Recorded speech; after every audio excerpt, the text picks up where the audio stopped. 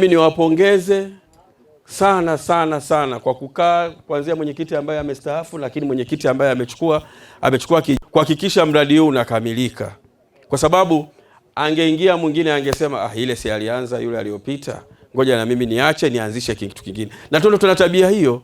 Leo mimi naanzisha hapa sijui ujenzi wa tundu la choo, pale tutajenga darasa, pale tutajenga, lakini hapana, nyinyi mkaamua mkasema lazima ofisi ikamilike. Na sisi mmetusumbua sana yani, lakini ule usumbufu ulikuwa kwa ajili ya maendeleo. Bwana kule Nondo hamna kitu gani, hakuna. Juhudi ambazo zimefanyika hapa ni kubwa kweli. Leo tunaona hapa takriban milioni 103 zimetumika kwa ajili ya ujenzi wa ofisi hii. Hii yote sasa inaonyesha jinsi gani sasa uongozi wa mwenyekiti wa kijiji, lakini na wajumbe wa halmashauri ya kijiji ambao mko pamoja, lakini kwa kushirikiana na wananchi wa kijiji hiki cha Kilima1, kwa sababu vijiji vingine tuna changamoto yani kila siku wanakuja mkurugenzi, kule ni mgogoro tu, kule mgogoro, lakini hapa hakuna mgogoro, ni kazi inafanyika. Kwa hiyo vijiji vyote tunatamani viige kutoka Kilima1. Ushirikiano ambao mnaonyesha wananchi na wajumbe wa halmashauri ya kijiji, lakini kwa mwenyekiti wenu kufanikisha hii. Bado tunaambiwa kuna miradi mingine inakuja, mnataka kujenga hapa jengo la kitega uchumi. Haya yote ni kwa ajili ya kuinua maendeleo. Na sisi kama halmashauri tuko tayari kuja kuwasaidia, kuwasimamia, lakini pia kupeana ushauri kuhakikisha hii miradi katika kijiji hichi inatekelezwa. Kwa hiyo ni jambo kubwa sana mmelifanya na tuendelee kuwapongeza, na Mwenyezi Mungu awabariki sana kwa kuacha migogoro, lakini kuhakikisha tunachangia maendeleo ya kijiji chenu.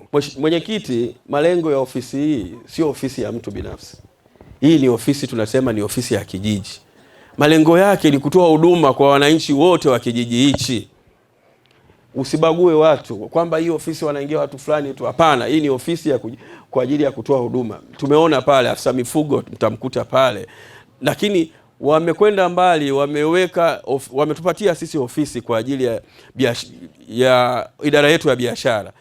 Wananchi wa kijiji hichi, lakini tarafa hii yote ya Mbulumbulu watakuwa hawana tena haja ya kuja halmashauri kwa ajili ya kukata leseni, sijui kulipa ushuru mbalimbali. Kazi zote zitafanyika hapa, na sisi tutaleta wataalamu hapa kwa ajili ya kufanya shughuli hizo hapa. Kwa hiyo mwenyekiti, hii ofisi lengo lake ni kutumika kwa ajili ya maendeleo ya kijiji hichi, lakini sio maendeleo ya kijiji hichi, na tarafa nzima hii ya Mbulumbulu itatumia hii ofisi, kwa sababu hatuwezi kupeleka sehemu ambako hakuna ofisi.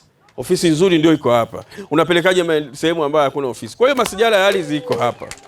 Kwa hiyo tutafanya hivyo kuhakikisha na vijiji vingine na wenyewe pia wanajenga ofisi nzuri, ili tuweze kutawanya maendeleo kule mbali. Na hii mwenyekiti, watu wengi watakuja kukutembelea, kuja kujifunza, na ikiwezekana tutaangalia wenye viti wote wa vijiji waje hapa kuja kujifunza. Sisi tutawaalika wenye viti wote waje kujifunza, waje kuona. Kwa hiyo tukae tusikilize, hasa nyinyi viongozi ambao mko chini, mtendaji kwa nafasi yake, mwenyekiti kwa nafasi yake, wajumbe wa halmashauri ya kijiji kwa nafasi yenu. Tukae tuwasikilize wananchi. Pale ambapo inatuhitaji sisi kama watu kutoka wilayani, tuje tusikilize. Na tutapunguza migogoro mikubwa. Na maeneo yetu mengi migogoro mikubwa ni migogoro ya ardhi. Yaani ukisimama Karatu ukaita kwamba jamani nani mwenye matatizo, watakuja watu 100. Katika watu 198 migogoro ya ardhi.